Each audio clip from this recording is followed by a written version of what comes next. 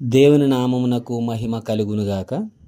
ప్రభునందు ప్రియమైన దేవుని బిడ్డలారా, అందరికీ ప్రభు అయిన యేసుక్రీస్తు నామంలో శుభవందనాలండి. అంతేకాదు ఈరోజు ఫాదర్స్ డే, తండ్రుల దినోత్సవము. తండ్రులుగా పిలువబడుతున్న అందరికి కూడా ఫాదర్స్ డే శుభాకాంక్షలు. అంతేకాదు పెద్దనాన్నగా, చిన్నాన్నగా, తండ్రి వయసులో తండ్రులుగా ఉన్న అందరికి కూడా తండ్రుల దినోత్సవ శుభాకాంక్షలు లేదా ఫాదర్స్ డే శుభాకాంక్షలు. ఒకవేళ బిడ్డలు లేనప్పుడు కూడా మీరు ధన్యులు. ఎందుకంటే దైవ చిత్తం ఏదైనప్పుడు కూడా అది ధన్యకరమైన జీవితమే. కనుక మీకు పరమ తండ్రి అయిన దేవుడు ఉన్నాడనే విశ్వాసంతో అందుని బట్టి మీరు ధన్యులు అనే వాక్యం ప్రకారం చెప్పడం జరుగుతుంది. ఏదైనప్పుడు ప్రియులారా, తండ్రుల దినోత్సవంగా లేదా ఫాదర్స్ డే సందర్భంగా కొద్ది మాటలు ధ్యానించాలని ఇష్టపడుతున్నాను. మొదటిగా ఈరోజు ఆదివారము, పరిశుద్ధమైన దినము, ఆరాధన దినము. కనుక మనం అందరం కూడా ప్రభు సన్నిధిలో కూడుకుని ప్రభుని స్తుతిస్తూ, గణపరుస్తూ, ఆరాధిస్తూ దేవుని నామాన్ని మహిమపరచబద్దులమైనాం. కనుక చిన్న ప్రార్థన చేసుకుందాం. చిన్న ప్రార్థన చేసుకున్న తర్వాత దేవుని వాక్యంలోనికి వెళదాం. చిన్న ప్రార్థన. మహాపరిశుద్ధుడు, మహోన్నతుడు, మహాగణుడు అయిన పరలోకమందున్న మా తండ్రి, మీ ఘనమైన నామమునకు, శ్రేష్టమైన నామమునకు లెక్కింపలేని స్తుతులు, స్తోత్రములు చెల్లించుకుంటున్నాం ప్రభువా. గడిచిన వారమంతా కూడా మీ కృపలో మమ్మల్ని భద్రపరిచి మరొక వారములోనికి, మరొక ఆదివారం రోజుల్లోనికి మీరు మమ్మల్ని నడిపించారు. మీకు స్తోత్రాలు.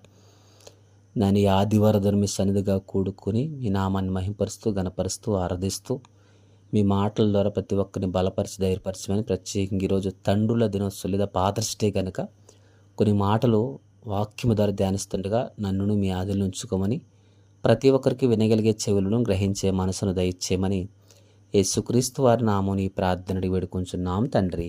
ఆమెన్. ప్రియులారా, మనకు తల్లిదండ్రులు ఉన్నారు, లేదా మనల్ని కన్నా తల్లి తండ్రులు ఉన్నారు. ఈరోజు ప్రత్యేకంగా తండ్రుల దినోత్సవం కనుక తండ్రి గురించి కొన్ని ధ్యానించుకుందాం. గడిచిన మార్చి నెలలో మాతృ దినోత్సవం, తల్లిని గురించి బైబిల్ ఏ మాటలు చెబుతున్నాయో తల్లిని గురించి మనం ధ్యానించాం. ఈరోజు ఫాదర్స్ డే. అవి భౌతికంగా చేసుకునే కార్యక్రమాలు కొన్ని కాకపోయినప్పటికీ కూడా క్రైస్తవ జీవితంలో ఆత్మీయంగా మనం ఆలోచిస్తే కొన్ని దినోత్సవాలు ఆత్మీయంగా ఆలోచిస్తే దేవుడు ఏం చెబుతున్నాడో, దేవుని వాక్యములో ఏమి రాయబడ్డాయో అవి మనం ధ్యానించి ఆ మాటల ప్రకారం మనం జీవించబద్దులమైనాం. పిల్లరా, మనల్ని కన్న తండ్రులు ఉన్నారు. ఈరోజు నా కన్న తండ్రి ఈ భూమి మీద లేనప్పుడు కూడా, అంటే మా నాన్నగారు లేకపోయినప్పుడు కూడా ఆయన ప్రభునందు విశ్వాసం ఉంచి రక్షణ పొందున్నారు కనుక పరలోకంలో లేదా పరదేశంలో ఉన్నారు. అలాగే మీ తండ్రులు కూడా ఉన్నారు. కొంతమంది తండ్రులు ఈ భూమి మీద ఉండొచ్చు, లేకపోతే కాలానుకూలంగా వారు మరణించడమో లేదా కాలం చేయటమో మరొకటి అవ్వచ్చు. ఏదైనప్పుడు పిల్లారా, మన కన్న తల్లిదండ్రులు మనల్ని కన్నారు, పెంచి పోషించారు. చాలా సంతోషం. అలాగే పిల్లారా, ఆ కన్న తండ్రిని కన్నవారు కూడా ఉన్నారు. అలా చెప్పుకుంటూ పోతే వెనక్కి జనరేషన్కి వెళ్ళిపోతే అంటే ఈ మానవుని సృష్టించిన తండ్రి కూడా ఉన్నాడు అని బైబిల్లో మనం చూస్తాం పిల్లరా. ఎందుకంటే నన్ను కన్న తండ్రిని ఉన్నాడు, ఆ తండ్రిని కన్న తండ్రి ఉన్నాడు. అలాగే వెనక్కి వెళ్ళిపోతే అంటే మానవుని జనరేషన్ లేదా మానవుని నిర్మించిన ఆ తండ్రి అయిన వాడు కూడా దేవుడు. ఆయన కూడా దేవుడే, ఆయన కూడా తండ్రి అయిన దేవుడు మానవుని సృష్టించాడు. ఏమండి, తండ్రి అయిన దేవుడు మానవుని సృష్టించకుండా ఈ భూమి మీద మానవ జన్మ లేదు, నరుని జన్మ లేనే లేదు. ఆది కాండంలోనే, ప్రారంభంలోనే దేవుడు సమస్తమును సృష్టించి 5 రోజులు ఈ లోకంలో సమస్తాన్ని ఆయన సృష్టించాడు. భూమిని, ఆకాశమును, వెలుగును, సముద్రమును, నక్షత్రములను, సూర్యుడు, చంద్రుడు, నక్షత్రములు, పక్షులను, పశువులను, సమస్త జాతిని ఆయన నిర్మించాడు. 5వ రోజు మానవుని నిర్మించాడు. అదే మనం చూస్తాం 26వ వచనంలో, ఆది కాండము 1వ అధ్యాయం 26వ వచనం. మన స్వరూపమందు మన పోలిక చొప్పున నరులను చేయుదుము, వారు సముద్రపు చేపలను, ఆకాశ పక్షులను, పశువులను, సమస్త భూమిని, భూమి మీద ప్రాకు ప్రతి జంతువును ఎలుదురుగాకని పలికెను. దేవుడు సమస్తాన్ని సమకూర్చి తర్వాత మానవుని కూడా నిర్మించాడు. 2వ అధ్యాయం చూస్తే, దేవుడైన యెహోవా నేల మంటితో నరుని నిర్మించి వాని నాసికారంధ్రములలో జీవవాయువును ఊదగా నరుడు జీవాత్మ అయ్యెను. అవును ప్రియులారా, దేవుడు నరుని నిర్మించాడు. నేల మంటితో నిర్మించి వాని నాసికారంధ్రములో జీవవాయువును ఊదగా నరుడు జీవాత్మయుడు. ఆ జీవాత్మ అయిన మానవుడు, జీవాత్మ అయిన వాడే మొట్టమొదటి మానవుడు. లేదా ఈ విశ్వంలో లేదా ఈ లోకంలో ఉన్న ప్రతి మానవుని కూడా తండ్రి అయిన దేవుడు, తండ్రి అయిన దేవుడైతే ఆ తండ్రి అయిన దేవుడు ఒక వ్యక్తిని లేదా ఒక నరుని నిర్మించాడు. ఆ నరుడే ఇప్పుడు మానవాళికి తండ్రి. అనగా ఆ జన్మ నుంచే లేదా ఆ యొక్క ఆదాము నుంచి, మొట్టమొదటి నిర్మించబడిన ఆదాము నుంచి ఈరోజు మానవుడు ఉన్నాడు. అంటే ఒక వివాహ వ్యవస్థ అక్కడ ఏర్పాటు చేసి ఆదాముకి సహాయనిగా అవ్వనిచ్చి, అంటే ఒక వివాహ వ్యవస్థ అక్కడ ప్రారంభించి అక్కడుండి సంతానము ఈ భూమి మీద వర్ధిల్లింది, ఆశ్రయించబడింది. ఈరోజు తండ్రులుగా మనం కన్నా తండ్రి ఎలా ఉన్నాడో అలాగే పరమ తండ్రి అయిన దేవుడు కూడా ఉన్నాడని విశ్వాసముతో నమ్మాలి. ఆ దేవుడే సృష్టికర్త అయిన దేవుడు, సృష్టికర్త అయిన తండ్రి. ఏమండి, మన తండ్రులు, మన కన్న తండ్రులు మనలను పోషిస్తారు, సంరక్షిస్తారు, కాపాడుతారు, లేదా గద్దిస్తారు, శిక్షిస్తారు, అన్నీ చేస్తారు. అలాగే పరమ తండ్రి అయిన దేవుడు కూడా మనలను పోషిస్తాడు, ఆదరిస్తాడు, బలపరుస్తాడు, ధైర్యపరుస్తాడు.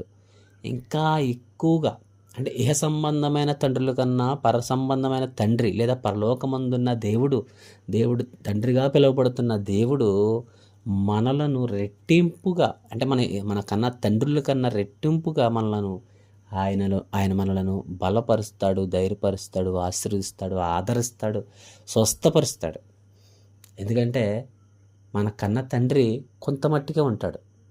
ఒక వయసు పెరిగిపోతే తండ్రి కాలం చేస్తాడు, లేదా ఆరోగ్యరీత్యా లేదా మరొక విధంగా తండ్రులు మరణిస్తారు. ఎందుకంటే మానవుడికి మరణం ఉంది.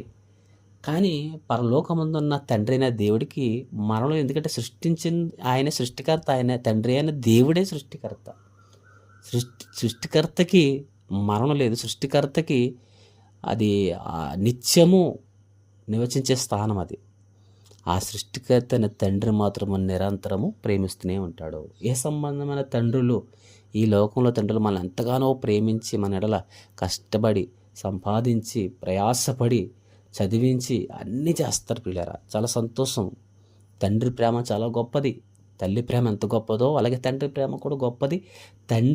తండ్రి యొక్క బాధ్యత చాలా విలువైనది, చాలా శ్రేష్టమైనది పిల్లరా. అంటాడు కదా ఒక సందర్భంలో వాక్యంలో, తండ్రి లేని వారికి తండ్రిగా ఉన్నాను అంటాడు దేవుడు.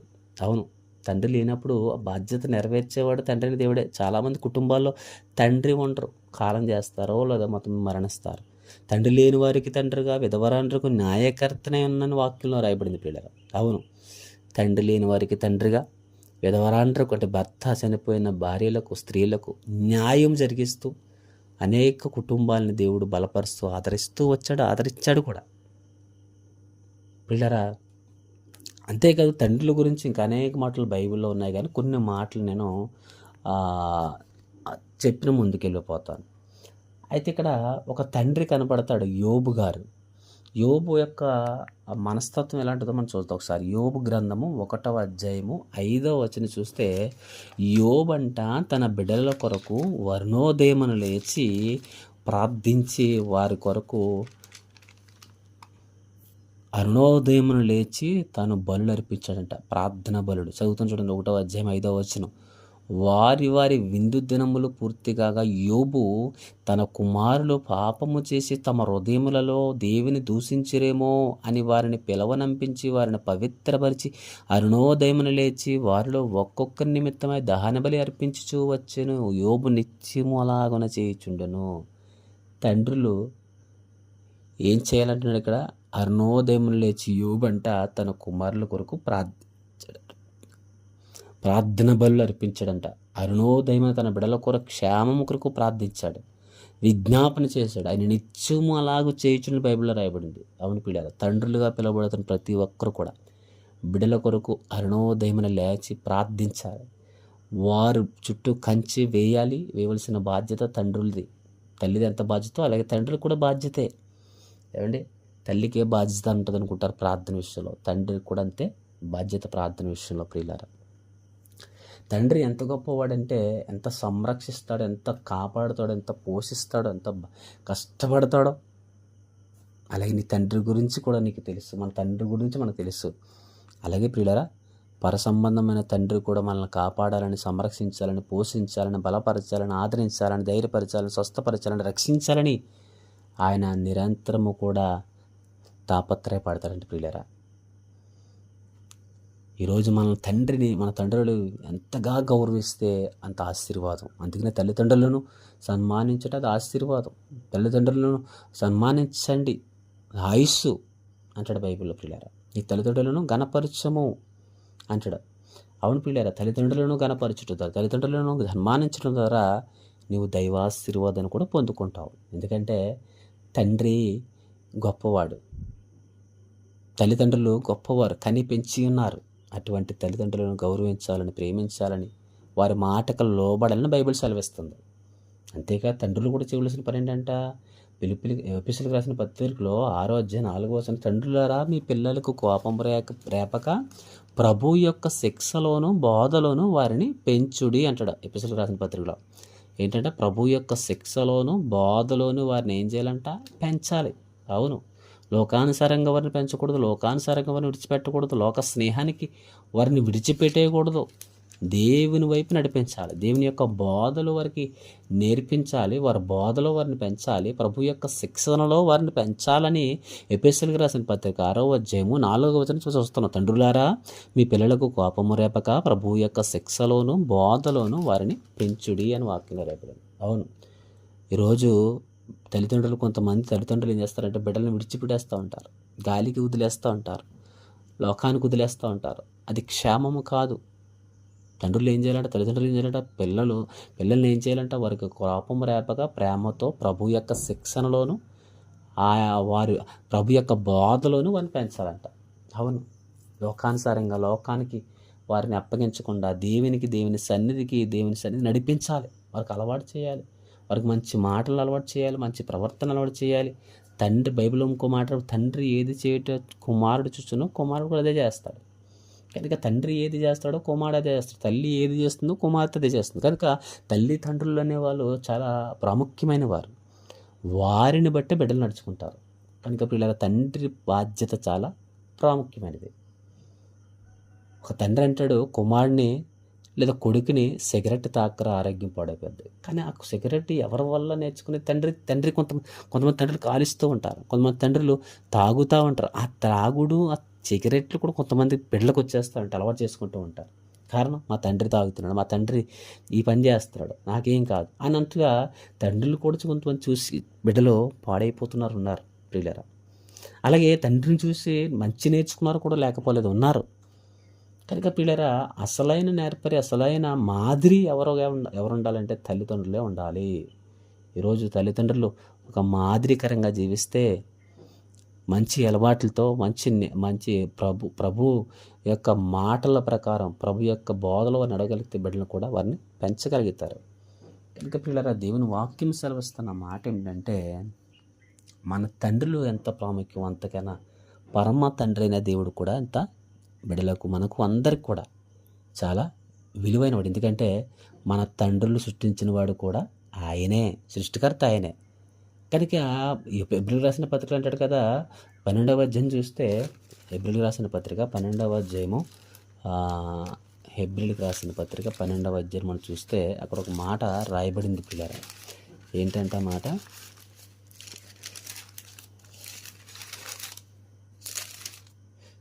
హెబ్రీయులకు రాసిన పత్రిక 12వ అధ్యాయం చదువుతున్నాను.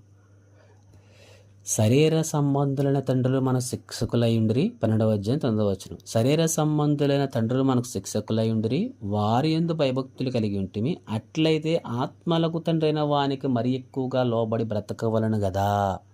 ఇక్కడ ఏమంటున్నాడంటే శరీర సంబంధులైన తండ్రి మన శిక్షకులై ఉన్నారు, మనకు శిక్షణ ఇచ్చారు, నేర్పించారు, వారు ఎందు భయభక్తులు కలిగి ఉన్న వారి మాట విన్నాం. అట్లయితే ఆత్మలకు తండ్రి అయిన వానికి మరీ ఎక్కువ లోబడి బ్రతకవలను కదా. అంటే ఆత్మలకు తండ్రి అయిన దేవుడు, ఆత్మలకు తండ్రి అయిన దేవునికి మరీ ఎక్కువగా లోబడి బ్రతకాలంట.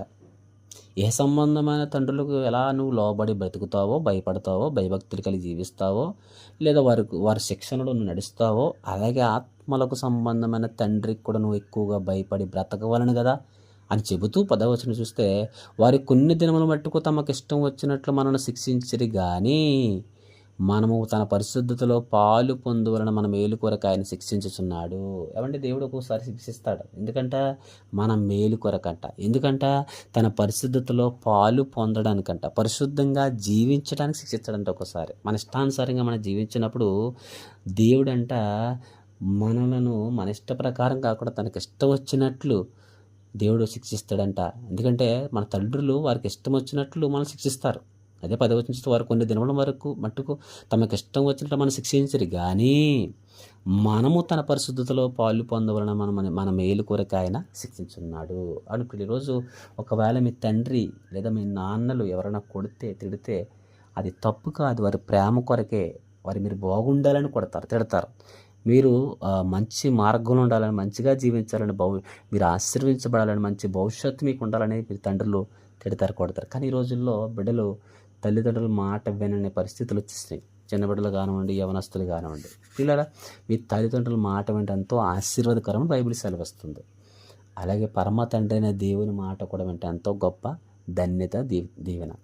కనుక ఈరోజు తల్లిదండ్రుల మాట ఎంత గొప్పదో అలాగే పరమ తండ్రి అయిన మాట ఇంకా గొప్పదే. కనుక ఆ మాటకు లోబడి, తండ్రుల మాటకు లోబడి, తల్లిదండ్రుల మాట విని దేవుడిచ్చే దైవాశీర్వాదం, దీవెన పొందుకోవాలి. అంతే కదా, పరమ తండ్రి అయిన దేవుడు మాటకు లోబడి రక్షణ భాగ్యం కూడా పొందుకోవాలి. ఎందుకంటే యోహాను సువార్త 3వ అధ్యాయం 16 చూస్తే, దేవుడు లోకం ఎంతో ప్రేమించును కాగా తన అద్వితీయ కుమారునిగా పుట్టిన వాని యందు విశ్వాసం ఉంచి ప్రతి వాడును ఏంటంట, తన అద్వితీయ కుమారునిగా పుట్టిన వాని యందు విశ్వాసం ప్రతి వాడు నశింపక నిత్య జీవం పొందినట్లు ఆయనను అనుగ్రహించను.